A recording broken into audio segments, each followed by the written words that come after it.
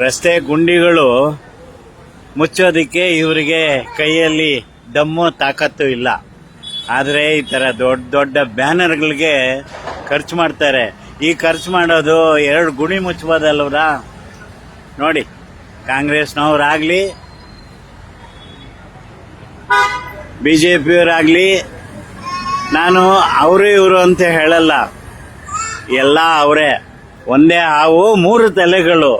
ಇವರು ಸಾಯಂಕಾಲ ಆಗಿದ ತಕ್ಷಣ ಎಲ್ಲರೂ ಒಂದೇ ತಟ್ಟೆಯಲ್ಲಿ ಊಟ ಮಾಡೋದು, ಒಂದೇ ಬಾಟ್ಲಲ್ಲಿ ಪಾರ್ಟಿ ಮಾಡೋದು. ಹಂಗೆ ನಮ್ಮ ದೇಶನ ಮಾರ್ಬಿಟ್ಟಿದ್ದಾರೆ.